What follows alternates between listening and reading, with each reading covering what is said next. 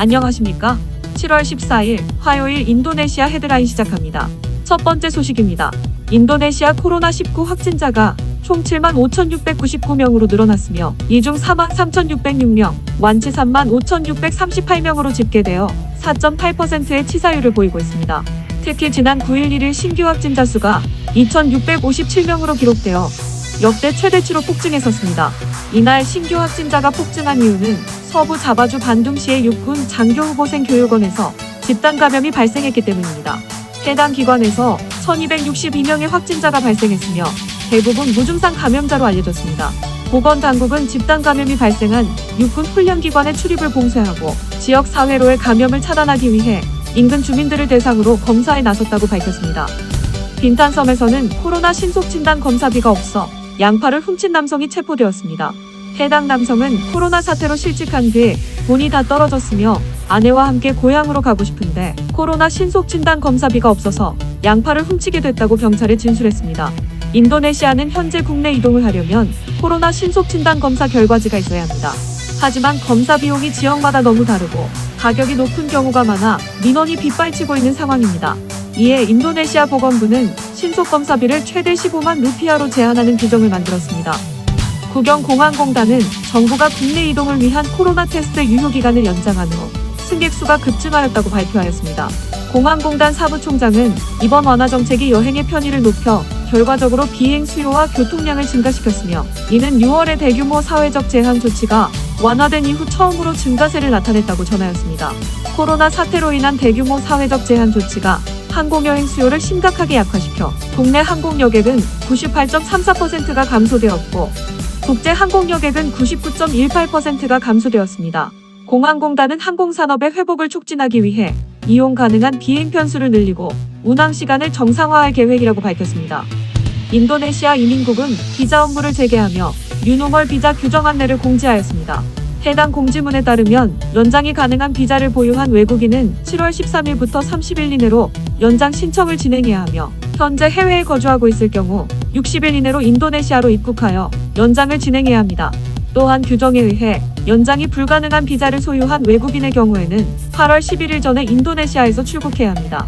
하지만 코로나 사태로 인해 다양한 경우가 있기 때문에 본인의 상황을 이민국이나 컨설팅 업체에 직접 문의하여 진행하는 것을 추천드립니다. 다음 소식입니다. 인도네시아 재무부는 루피아 통화의 액면 단위 축소 법안을 국가 입법 계획에 추가할 것을 제안하였습니다. 해당 제안은 재무부 전략 계획에 관한 재무부 장관령 2020년 77호에 포함되었습니다. 재무부 장관은 화폐 개혁을 통해 통화 단위의 자릿수가 작아지면 금융거래 시간 단축과 인적 오류를 줄일 수 있으며 가격 표기 및 회계 시스템, 국가 예산 보고 등의 간소화도 기대할 수 있고 경제 효율의 향상으로 이어질 것이라고 말했습니다. 하지만 일부 경제학자들은 화폐 개혁이 실시될 경우 현재 1만 루피아가 10루피아가 되는 등 통화 단위가 평가절하된다며 철저한 준비와 적절한 시기를 지켜보지 않으면 사회에 미치는 영향이 크다고 지적하였습니다. 실제로 지난 1965년 12월에 수카르노 정권이 화폐 개혁을 실시하여 물가가 10에서 30%가 오르고 경제시장이 혼란과 패닉 상태에 빠지는 등 참담한 결과를 얻은 적이 있습니다. 하지만 현재 루피아의 화폐 단위가 너무 커져 액면 단위 축소의 필요성이 지속적으로 논의되고 있으며 지난 2017년 국회 본회의까지 상정되었으나 당시 심의가 보류된 적이 있습니다. 다음 소식입니다. 람동 수의학센터는 남부 수마트라의 팔렘방 지역에서 폐사한 돼지들을 조사한 결과 아프리카 돼지열병에 의해 폐사되었다고 밝혔습니다. 해당 지역에서 지난 5월 말부터 현재까지 총 878마리의 돼지들이 고열과 붉은 반점 등의 증상을 보인 후 폐사되었습니다.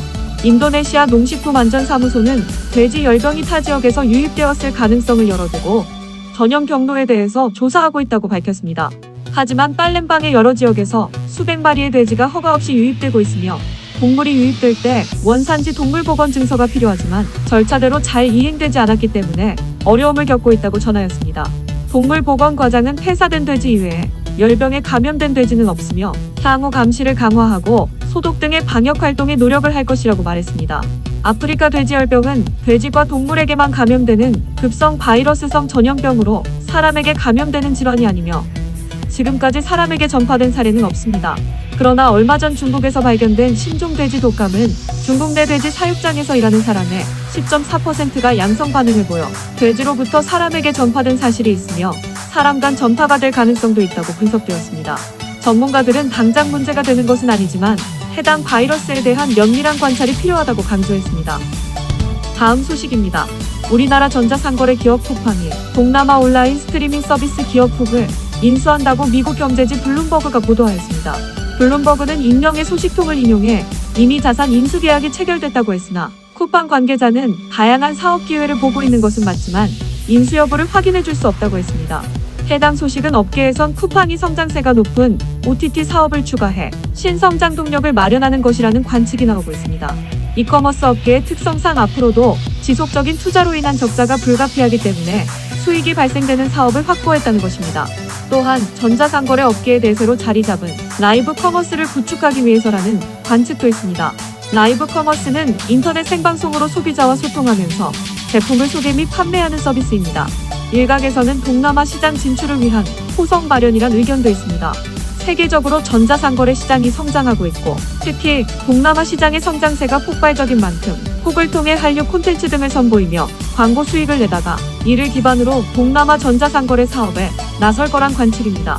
한편 인수 대상인 훅은 2015년 싱가포르 최대 통신사 싱텔과 소니 픽처스 텔레비전, 워너브라더스 엔터테인먼트가 합작으로 설립한 비디오 스트리밍 서비스 업체로 싱가포르, 필리핀, 태국, 인도네시아 등 동남아 지역에서 성장이었습니다. 출범 당시 공격적인 사업 확장으로 당시 넷플릭스의 대항마로 기대를 모았으나 대형 OTT와의 경쟁에서 살아남지 못하고 지난 3월 청산을 신청했고 4월 말 서비스를 중단했습니다. 다음 소식입니다. 자카르타 시내버스 노선을 운영하고 있는 트랜스 자카르타는 전기버스를 시범 운행한다고 밝혔습니다. 해당 시범 운행은 7월 6일부터 3개월간 자카르타 시청과 블로겐 노선에서 실시됩니다. 시범 운행 기간 동안 전기버스는 45분 간격으로 매일 10시부터 20시까지 무료로 운행되며 코로나19 보건 규정에 의하여 수용 인원은 저상버스 25명, 중형버스 11명으로 한정되었습니다. 해당 버스는 중국의 전기차 업체인 비아디의 차량 2대를 사용하며 인도네시아 대리점인 바크리 오토파츠가 차량을 제공하였습니다. 해당 차량은 4시간 미만 충전으로 예상 주행거리는 250km이며 배터리 수명이 긴 것으로 알려져 있습니다.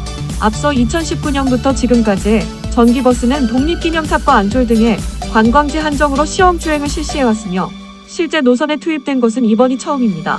트랜스 자카르타는 시범 운행은 2대로 시작하여 향후 100대까지 늘릴 계획이라고 밝혔습니다. 다음 소식입니다. 1조 7천억 루피아가량의 베에니 은행 신용사기 도망자인 마리아 파울리네 루모아가 체포 후 인도네시아로 송환되어 17년간의 도주 생활이 끝났습니다. 지난 2003년도에 벌어진 베에니 신용사기 사건은 해당 용의자가 자신의 수출회사를 이용하여 1조 7천억 루피아를 대출받으면서 시작되었습니다. 대출 이후 이상함을 느낀 은행에서 조사를 해보니 용의자의 회사가 수출을 한 적이 없고 발행한 신용증도 거짓임을 밝혀냈습니다. 이에 은행 측은 경찰에 신고하였고 조사 과정을 거친 후 2003년 10월에 용의자로 지명되었습니다.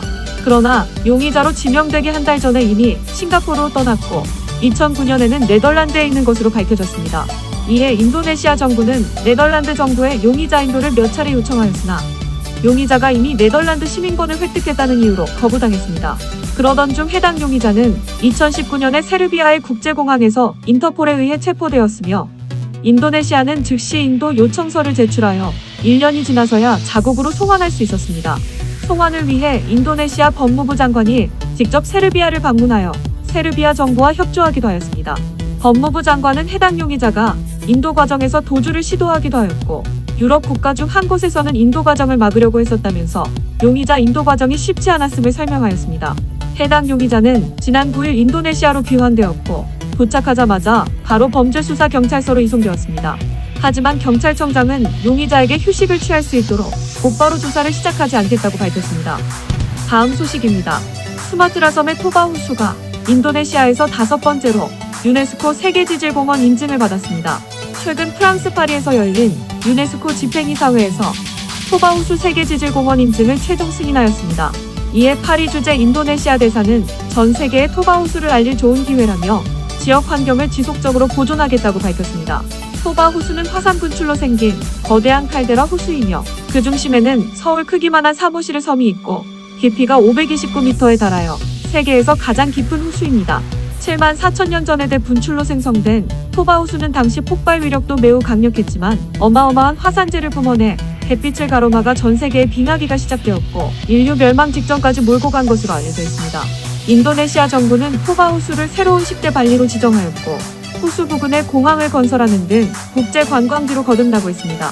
세계지질공원은 유네스코가 지질학적, 생태학적, 고고학적, 역사적, 문화적, 미적 가치를 지닌 곳을 관광자원으로 활용하고자 지정하는 구역이며 세계유산 생물권 보전지역과 더불어 유네스코 3대 보호제도 중 하나입니다. 인도네시아는 발리의 바투르, 서부자바의 칠르투, 동부자바의 세우산 롬보베린자니산이 이미 선정돼 있었습니다. 시청해주셔서 감사합니다. 다음 시간에 뵙겠습니다.